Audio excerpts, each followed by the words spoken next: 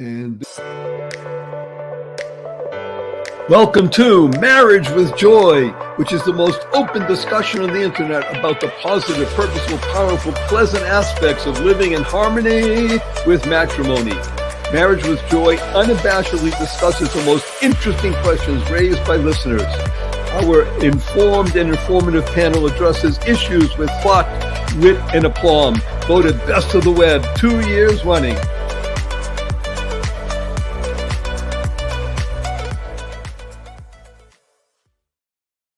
Good day, beautiful, bountiful, beloved, immortal beings, and good-looking people. Maybe you're good-looking because you're always looking for and finding the good. That's why you tuned in, because you know on this amazing podcast, we discovered the goodness of life. Now, we have wonderful Maura with us and your humble host, Barry Shore. We have Diane. Dr. Diane is backstage. She says she needs a new link, so bear with me. We have technical issues, and I'll be right back. Don't go away, everybody. Let me just see if I can even possibly figure this out. I'd be so impressed with myself if I did. Let's see here. Invite guests, copy, and this. And we're doing this live on the world. Here we go. Compose. And Diane. And I'll send one to Lori also, because you never know, right? Lori. Right. Diane said whatever the invitation was, it was not link putting her there. She's trying. Okay. So there we be. And we're just going to go forward anyway until they join us. Sent. And then so I'm going to do a little monologue in the to beginning, set the stage here, because we are in the final day of the month of November in the year 23. That's 2023, in case you're watching this a century from now, 2023, or even you could be watching it in 300 years, 500 years. I mean, this is going to live forever, right? So we are in, there she be. It's Dr. Diane. Wonderful. Okay, great. So we're just waiting for wonderful Lori. Hopefully she'll be joining us soon. And I'm just mentioning, Diane, that I'm going to set the stage with a brief monologue regarding the state of the world. Here we are at the end of November in the year 2023. And the state of the world looks like it's falling apart. Again, depending on which eyes you're using. From my eyes, it looks like chaos seems to be reigning supreme at the moment, and evil is raising up its ugly head again and making inroads into people's minds, into their bodies, and creating all kinds of mayhem as well as death and destruction. Now, we don't want to overemphasize that, because I believe firmly that the tide of good and the tsunami of goodness always will overpower. At the moment, however, there is a tremendous battle that is ensuing. And I want to use the word chaos again, because chaos doesn't happen by accident. In this particular case, chaos is being sown, fomented, and encouraged by malign forces throughout the world. Not the least of them are radical Islam, now in these days as Hamas or Hezbollah or Iran or Qatar. I mean, it's terrible that we can even rattle off the names. But suffice to say that people with evil intent and lots of money, and included in that, by the way, are people that, like George Soros, who is himself white and Jewish. And he foments all kinds of difficulties in the world, purposely, by the way. And he admits it. It's not as if he's hiding. He admits it.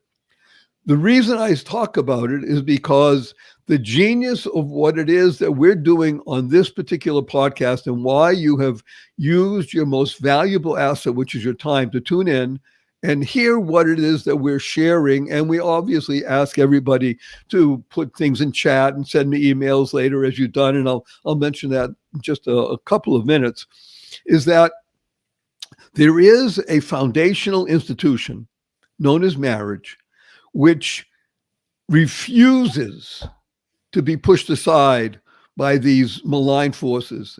And if I can use let's say, an idea or picture, imagine a raging sea pounding against uh, rocks in a lighthouse, and the seas are swelling up to 30 feet. And again, pounding against the rocks and pounding against the lighthouse. And the lighthouse is not going to be moved. I mean, it's been there now for 130 years. I know of one in particular, and where I grew up outside of Boston, Massachusetts, that we used to visit on a regular basis. It was a very eerie type of place to go to. And it was an abandoned lighthouse. So we used to be able to get out there by a rowboat and get into the lighthouse. It's kind of weird because these are big, old, rock structures that are cold. We used to go in the wintertime. I mean, we were crazy. But the seas that were raging all around them were pounding. They're not going to move the lighthouse. That's the good news. But you got to be like a lighthouse. You have to be a light. Number two, firm where you are and structurally, and know that it is your job, your CV, as it were, to make sure that you stand against the battling waves. They will not allow the lighthouse to be overpowered, inundated, and the light go out. So I thank everybody for participating, and thank God there are many thousands of people around the world. I'm going to mention two in particular today. One is, her name is Cindy Cohn, Cohn, and she mentioned something. There's wonderful Lori. Let's just bring her in here. Lori, Hey, everybody. Sorry. Lori, hallelujah. Okay, I just made that up. I hope you're not in bed because you're not feeling well, but we'll discuss that in a moment.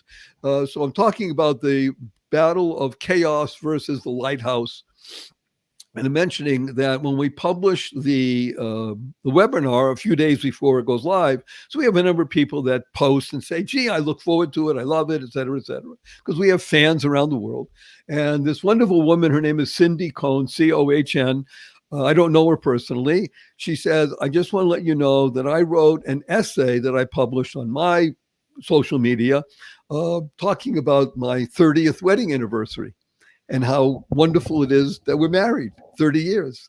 And it's just, it so warms the being that, hey, we're touching people and people are touched and responding. The second one I want to mention, and I have her essay, and I think we could send it out to people if they want it. The second thing I want to mention is that there's a person who's a marriage counselor. His last name is Wanish, Wahnish. I don't know him. I looked him up on the web. He seems to have a good following. He's a marriage counselor. And he became known for something called couple spaces. Okay, it's a nice idea, right? And he has this great saying, which I'm going to read to us all now. And he says the following: we have the illusion that marriage will help us solve a lot of the drama that we bring. Now, we've discussed this many times over the past few years and said, that's the opposite. But I'm just only because he's a known quantity out there. He sees that we have this illusion that marriage will help us solve a lot of the drama we bring. But no, marriage amplifies the problems. The genius of marriage with joy is that it can mitigate, reduce, maybe even eliminate the drama in people's lives.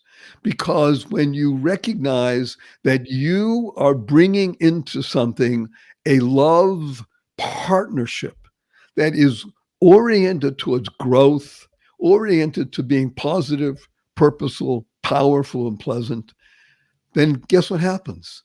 The drama can go away or get reduced, and you can actually work together, two people, in a harmonious situation, planting seeds in a garden that will yield that which you plant. Now, we all know intellectually, although some people seem to think it's different, that if you plant an apple seed, guess what you're going to get? An apple tree. By definition, throughout the history of the world, if you plant an apple seed, you will not get figs or dates or wheat or roses. That what you plant, what you sow, so shall you reap. The genius of marriage and why it makes such a difference in today's world, the world of chaos, is that when you come together in harmony and plant the seeds of joy, happiness, peace, and love, guess what you'll harvest?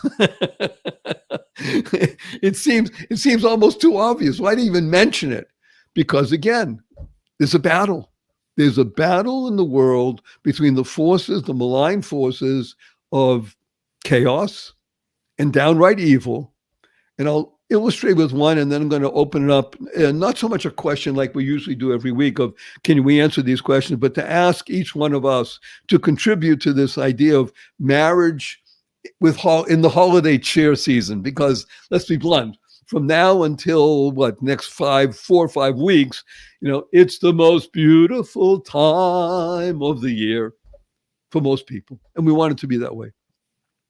The hostage situation that is taking place in Israel and by the evil forces of Hamas, which in Hebrew, by the way, means violence. Isn't it amazing? They chose their name so well.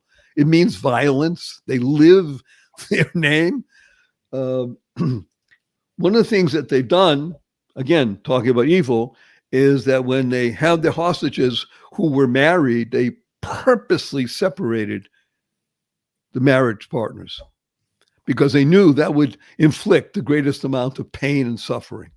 And one of them was just released, one of the partners in the marriage just the other day. And it pulls out the heart. These are people, and one was married 3 years, another was married 20 years. The point is that even the evil ones recognize that marriage is so powerful that it can bring about the destruction of evil. Isn't that wonderful? We can destroy evil by being happy.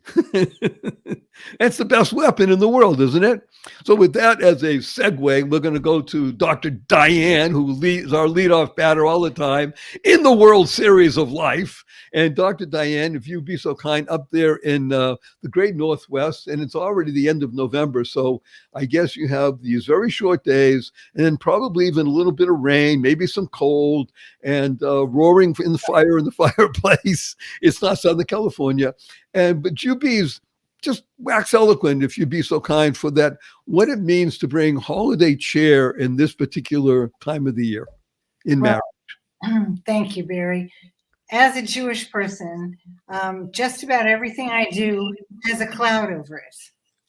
And I'm very affected by the war in Israel, not just because I'm Jewish, not just because I have family there and family who are serving in the IDF, but because the Jews are all a connected people. And so to try and go to Hanukkah parties and have cheer, it's always got this overlay. And it's really something that anyone I know, can't just dismiss or forget. And so I have grandchildren, and I want them to have a happy Hanukkah. And we will light the Hanukkah menorah every day for 8 days. And we will have, gifts, small gifts to them. Certainly, we don't do it to the adults. But, we have the dreidel, and we have the gelt, the chocolate gelt. Of course, the fact it's chocolate is a huge thing.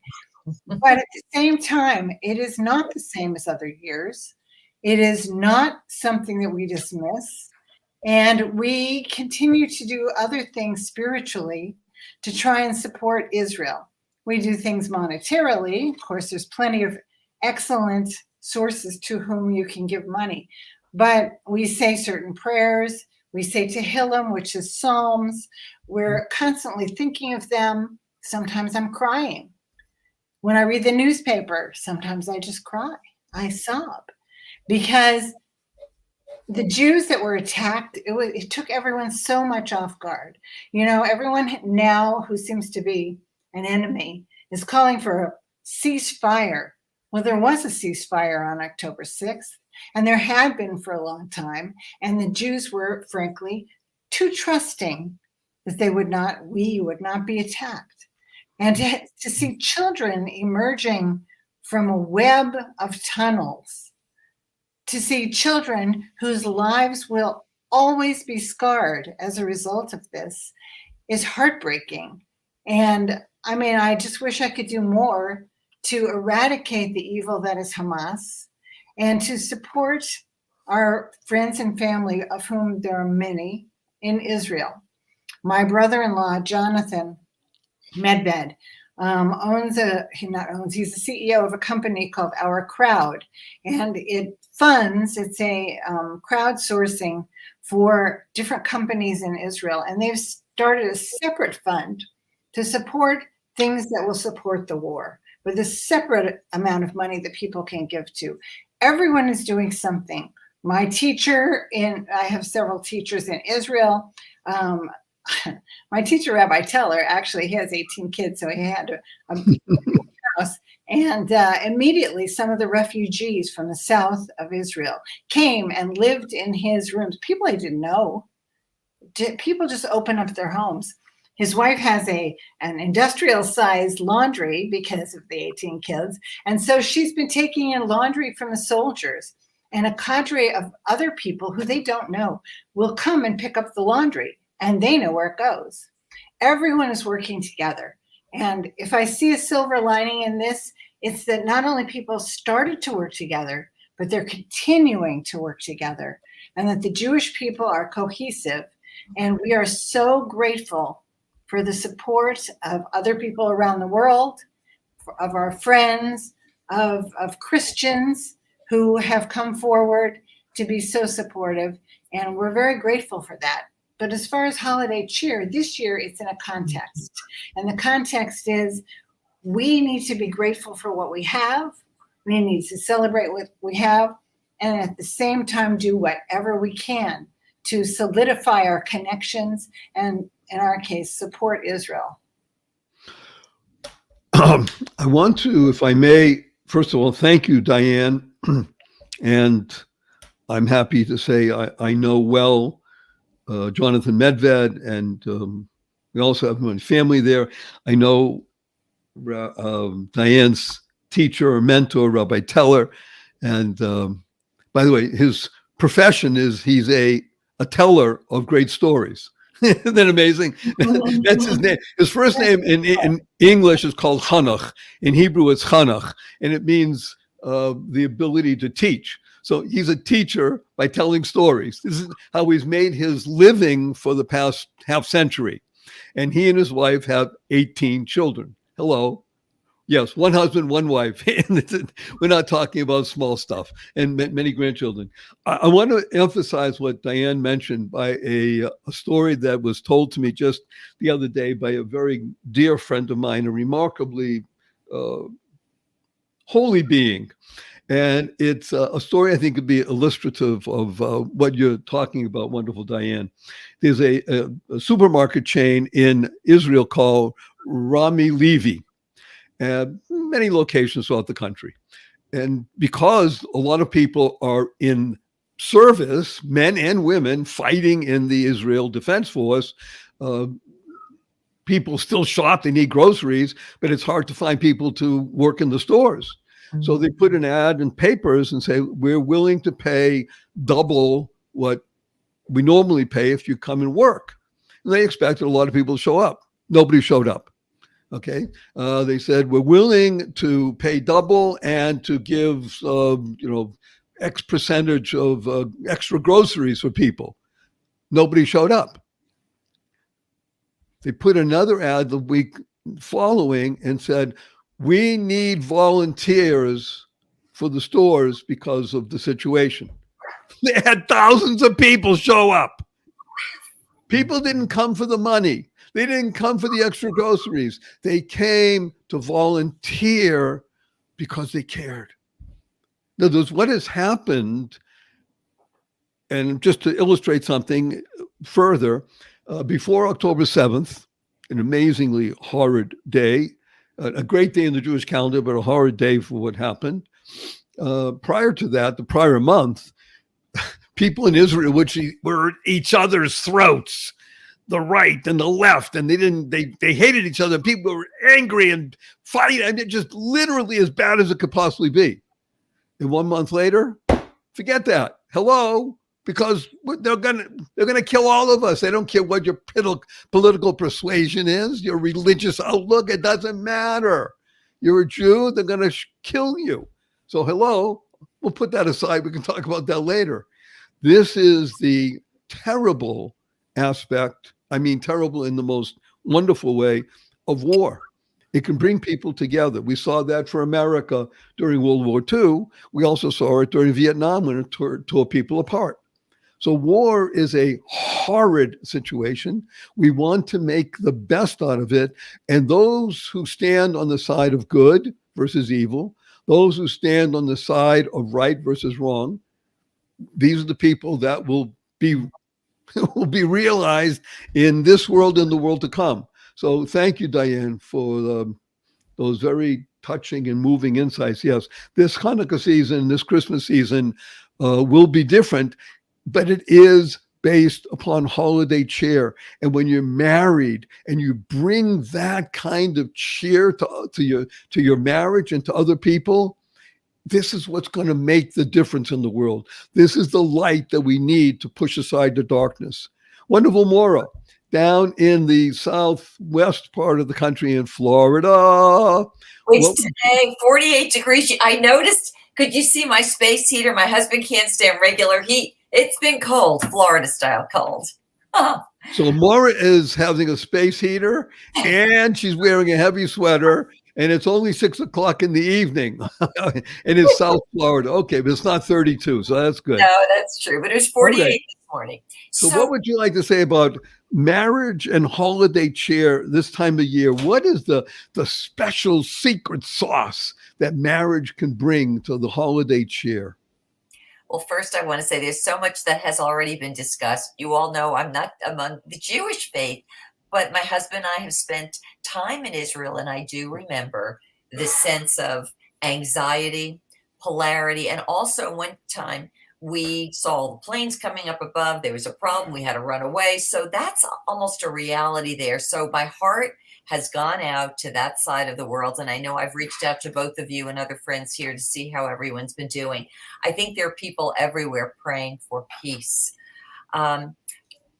So I guess putting that aside and bring things back into the holidays, this may be some worthwhile cheer to offer, but of a different sort, probably quite timely. I got 2 words. I was sitting out in our lanai. Now, we have lived in our townhome for probably 20 years. In our prior home, we used to entertain the world all the time.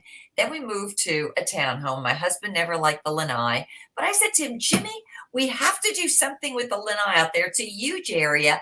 And within a matter of weeks, I ended up finding great furniture. It kind of reminded me of the old world. And I was sitting there one Saturday afternoon just recently, and I'm always sitting, listening to the voice of God. I'm in prayer, and this is what I heard. You create a sanctuary and a haven. And I believe this is where it dovetails into what we're speaking of. For anyone listening today, we have all gone through the race issues, the political issues. We've gone through the gender issues. We've gone through splits over vaccines versus non-vaccines and all that. Now we're looking at what's going on with Israel, and that there's always something designed to separate people and bring about a lack of peace, so that everybody everywhere is so agitated, so fearful, so on edge. And the words I got were, you provide a safe haven and a sanctuary right here, not only for your own family, but also for people who are going to come visit you. There's a time when people become so upset that they lose their foundation. Barry, at the beginning, you spoke about the lighthouse. I loved it. What a great analogy. The waves coming up against the lighthouse, probably for, year after year, sometimes century after century. and yet it's firm, it's stayed, it's a light, and it doesn't move. And if you want to bring it into the context of marriage and a loving marriage and a peaceful marriage, we can actually be an internal haven. We can create our own haven and our own sanctuary within our marriages, within our homes, but then we can bring others into that space. And even times when we are feeling like the world is crazy, it's up to us to create those places and those spaces where we can hallow ourselves, hallow our space, hallow the time, the seasons, the presence of God, and the peace of God. And it becomes something not just for us, but it becomes something for the rest of the world.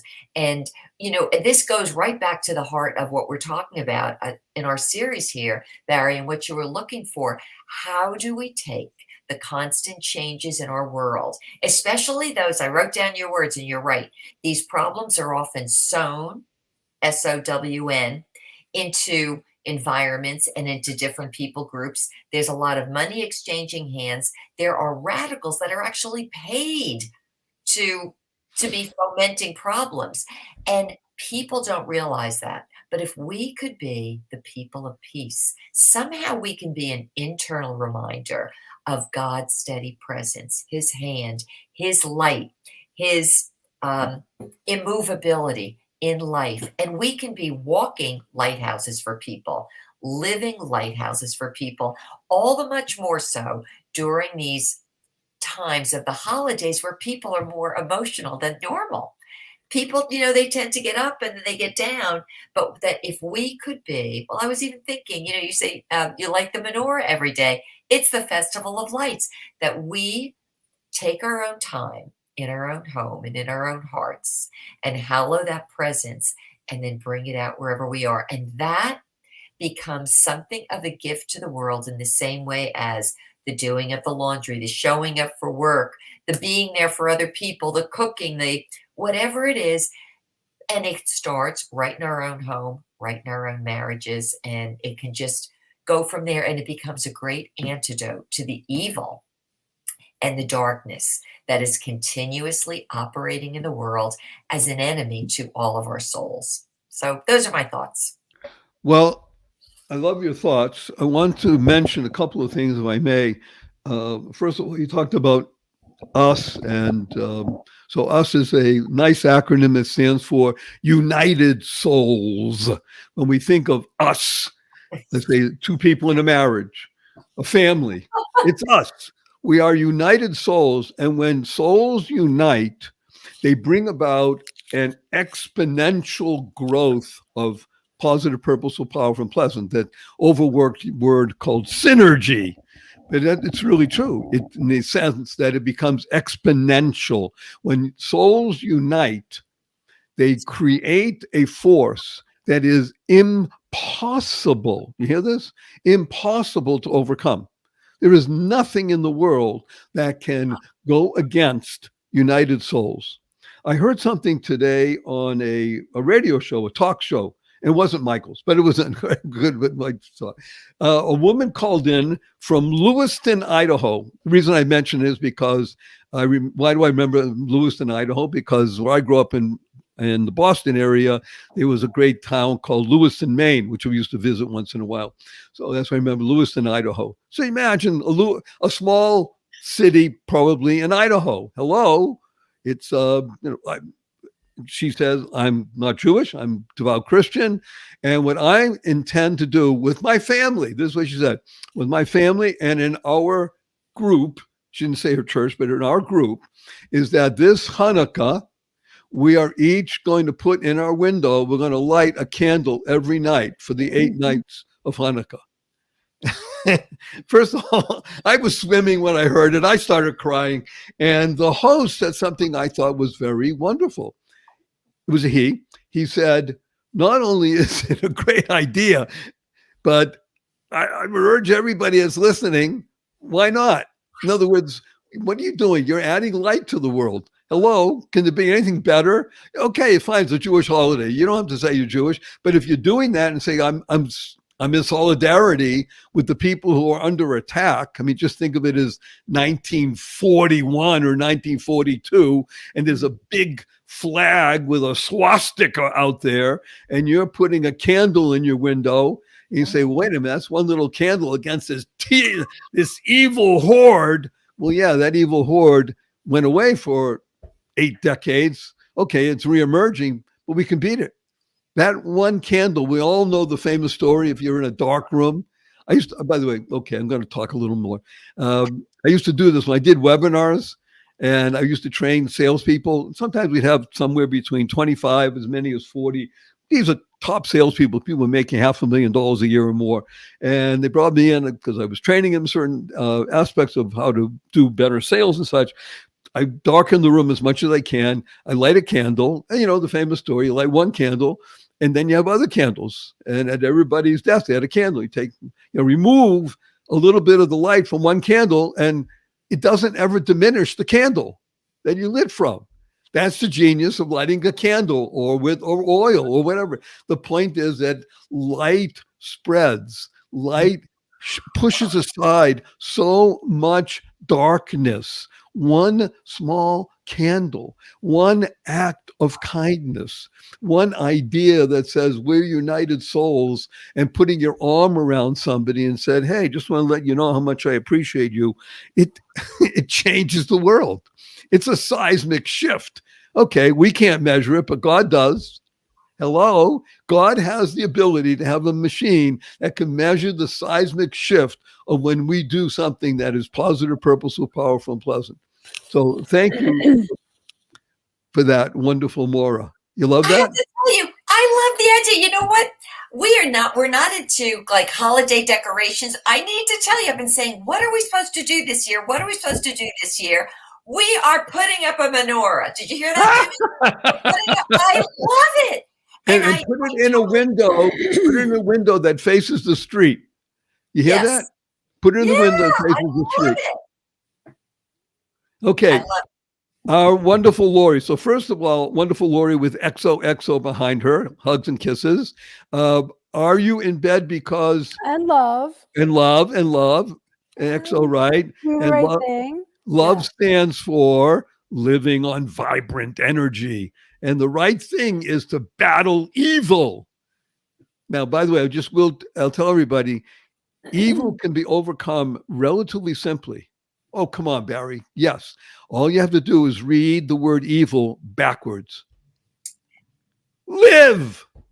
When you live a life of goodness and joy and happiness, peace and love, you eradicate evil. That's how simple it is. It takes work, but it's simple. So, Lori, I hope you're in bed only because you want to be resting, not because you need to be. No, I came up here because my husband took over my office and he's very loud. Okay. So, and then I was cold. And so I thought, well, I've got some down blankets on my legs. So I Nothing better. Now, Lori is in Southern California in Manhattan Beach. So we have Dr. Diane in the northwest corner. We have Maura in the southwest corner, and we have wonderful Lori in the West Coast. Lori is southeast, and Laura's in the southwest. And even though I'm in Henderson, Nevada, but I was born in Boston, so I'll be up in the northeast for the moment. But okay, wonderful Lori, tell us about using marriage as the way of bringing holiday cheer, because you work with interesting and difficult situations. You're working with people that are on the edge of dissolving marriages, divorce, heartbreak and all kinds of stuff. And what you're doing is you're bringing them hope and good cheer. Am I correct? Yeah, 100%. How do you do it? How do you bring through the marriage that holiday cheer? Well, first of all, there's a couple things. I did 23andMe and I found out I'm 11.9 Jewish. Which I didn't think they could DNA religion, but I guess Jewish is a nationality. So I was like, well, that's interesting. No one knew that. And the other thing I was going to say is just today on the way, I broke my wrist and I had physical therapy. And on the way out of my physical therapist, I saw two people holding hands. And I was like, it's just nice to see that more. So I work with a lot of people who are splitting. Husbands have gone, women are kind of like, ah, or vice versa. Men are standing and the woman is left and the men are like, ah. So a lot of them ask, how do I get through the holidays? He's gone. He's with a different woman. She's gone. She's with a different man. How do I get through the holidays? What do I do? Because they seem to be waiting. And I'm like, we're not waiting. You took an oath to be married for the rest of your life. No one's getting divorced yet. People should give 100% to their marriage, because if you give 100%, if someone decides to bail for a little while or get sick, the marriage still continues because you're giving 100%. So you act as if the husband is still there and life is going on as normal, and not take on that weight of missing something. Because when you really think about it and you're grateful, nothing's missing except for a person who's a little crazy right now. So that's really what I teach. So when it comes to the holidays, most people on this planet, and there's a lot of them, will sit and wait and go, so-and-so didn't call me. I'm not invited anywhere. They didn't call me last year, and they complain about it. It's like, own your own holiday, right? So Christmas is coming, Hanukkah's coming. You have 8 days in Hanukkah. We have 1 in Christmas, but we have Christmas Eve, Christmas morning, and Christmas night, and then Boxing Day if you're from the overseas area. So those are all days and times to have holiday parties, plus all the time leading up to it. So you could have a party every night of every day of the entire time of Christmas because you decided to make it happen. So for the people that I coach, I tell them, don't wait for your husband or wife to go, I'm taking the kids. Oh no, oh my gosh, I'm so sorry. We already have plans. We're doing all these things, because people are lonely right now. This is the time when everyone takes stock of, am I important in other people's lives? Do I matter? Am I invited to sit at a table somewhere? And if they're not, people can feel really sad really quickly. And inviting people to come to your table. My brother-in-law had a wife who, if God forbid she ever watches this, for Thanksgiving many years ago, there was a neighbor down the street. We were going to ask her to come. We loved her. And she said, I don't have enough chairs. We can't have her. Thought, Wait a minute. I love this idea. We don't have enough chairs. I'm sorry. I'm like, right. I was like horrified. And you know me, I have a big mouth. And I'm like, ha! And my husband's like, shh. And I'm like, are you kidding? Oh my God. And so I was put to quiet, and I was so mad. And it affected me because I stayed angry at her for quite a while until my husband went crazy and I learned to forgive everybody. And to this day, I forgive her.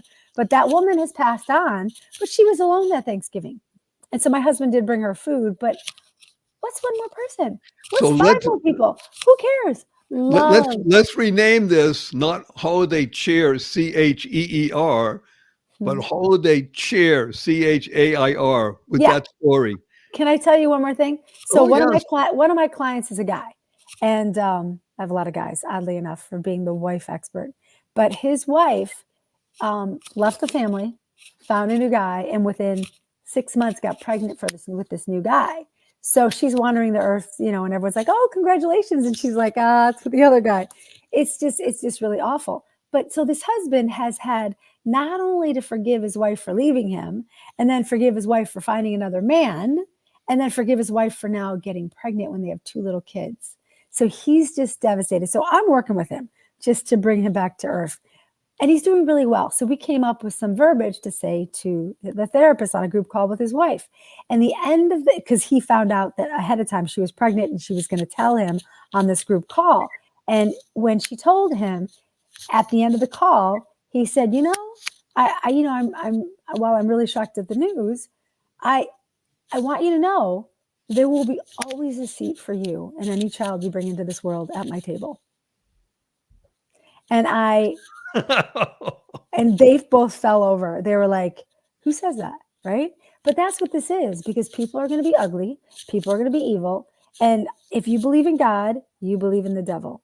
And what I teach and what I hear the wives and husbands in my world say is their spouse's eyes went black and it was a different person. And so to me, and I have had talks with priests and exorcist priests, and there is evil in this world. If there's priests that are hired, or not hired, but asked to come in to do exorcisms on people, and the church they used to have in 1998, they had 15 priests that performed exorcisms. Today, they have over 150 just in the United States. So that is how much activity is happening that is becoming pure evil. And when the husband's eyes go black, I believe that's part of some type of evil that has come in. And it's usually because they've had something traumatic happen to them. And so as we roll into the Christmas season, we leave the devil behind and we live our life and we live it joyfully and we embrace our families and we bring love to our families. And if that person wants to come in, there is no way the devil will want a seat at that table. He'll show up as a man and a husband and a wife. They show up that way when there's love there. Unpack a few things here, if I may. So you mentioned, which we all know intellectually, and it breaks the heart, that people are lonely throughout the year. They feel even more lonely during this holiday cheer time because they see so much perceived happiness that they feel lonely. And one of the things that people don't understand, it's what I teach in my webinars, is there's an interesting word, ALONE, which most people mispronounce because they pronounce it they think the word is pronounced alone. It's not. It's really pronounced properly, all one. When you recognize that you're part of the all one, then the loneliness can disappear because you start projecting your light. As we all, I think, will agree, is when you project your light, guess what can happen? You become attractive. Hello? People love being attracted to light. There's something that I saw recently. It actually touched me deeply. Just, by the way, one of our listeners just posted something here. After I married, I discovered the hole, H-O-L-E, that my better half filled that I never knew was empty in the first place. Oh, that's really interesting. After I married, I discovered the hole that my better half filled that I never knew was empty in the first place. Well, thank you, Jeff. That's, don't you love when we have, the whole point of this podcast is not sage from the stage stuff. This is us interacting with humans. Thank you so much for that. It's so reassuring. Especially, I'm going to mention something because Diane started off the show with the idea of, we're Jewish and the world on the right side of life is feeling an affinity with Jews more so than previously. And one of the attacks by the evil ones is that Jews in Israel usurped the land and took it from the, quotation marks, rightful inhabitants, people called the Palestinians. And so I saw something that was posted that was sent to me yesterday, interestingly enough. It said in the next few weeks, there'll be probably close to 1 billion people celebrating the birth of a Jew in the land of Israel 2,000 years ago. Hello, he was a Jew by definition in the land of Israel 2,000 years ago and populated by Jews. So don't give me the stuff about 1948. But again, you have to have a smile on your face to say that kind of stuff and understand it. And that's why I love what this woman from Lewiston, Idaho said, lighting a candle every night for Hanukkah, 8 nights. And Lori, I would urge you to do the fall. I mean, people from your church might say, what is Lori doing? Well, the word would get out and you say, I'm just shedding more light in the world. So it's an amazing idea to be able to bring this forward. And it's time because the next time we meet will be the end of December and the end of the, the calendar year. And Hanukkah will have passed and Christmas will have passed. But the important thing is that they will not have passed. The important thing is that they will enter into our beings. And that the light this year from Hanukkah and from Christmas should be more resonant and deeper inside of us than in past years. Because as you said so correctly, wonderful Lori, if you believe in God, you have to know that there is a devil. And the only time the devil rises up is when goodness is rising up. So there's the battle. It's not that goodness is low and this is up. It's a battle. Every time each one of us chooses to act with a chair. Yeah, you know something? We don't have a chair, we're going to borrow one. Every time somebody lights a candle, every time somebody reads another sentence in Psalms and brings forth that joy, that happiness, that peace and love to the world, we win. And it's nice to win, isn't it? You know, it's like spiking the ball in the end zone. We like winning, and we will. We will overcome. We know that. It's a great song, and it's all true. Because the genius of life is God exists. And because God exists, light will forever be there. This is the lighthouse. That's who we are. Each one of us is that immovable, strong foundation based in marriage. Marriage with joy, recognizing that the other, I love you. We're united souls. Isn't that wonderful? And we keep planting these seeds of joy, happiness, peace, and love. And guess what we're going to reap? Joy, happiness, peace, and love. Even though there'll be bumps along the way. Hello. You know, when you go over a bump, especially if you go over it more than 5 or 6, 8 miles an hour, guess what happens? You sort of get off the ground a little bit. Okay, not bad. Went over a bump. That's good. That's who we are. We are bump people. So we've come to the close of our time this week. And even more than I usually say, a deep thank you for you. And I'm holding back my tears as I'm saying it to each one of you, wonderful Dr. Diane and fabulous Maura, delightful Lori. What an amazing time that we have together, that we're able to share this with other people and to be the cog, a channel of goodness, and that we're all children of God, and that thousands and thousands of people around the world love this. They love you. They tell me.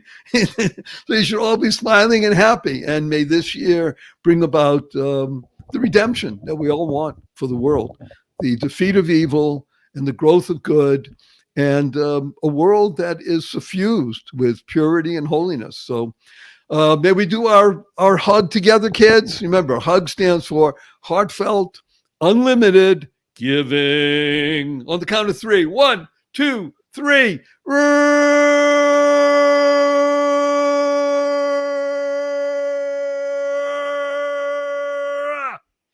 Thank you, beautiful ones. Best wishes. Bye. Welcome to Marriage with Joy, which is the most open discussion on the internet about the positive, purposeful, powerful, pleasant aspects of living in harmony with matrimony. Marriage with Joy unabashedly discusses the most interesting questions raised by listeners. Our informed and informative panel addresses issues with thought, wit, and aplomb. Voted best of the web 2 years running.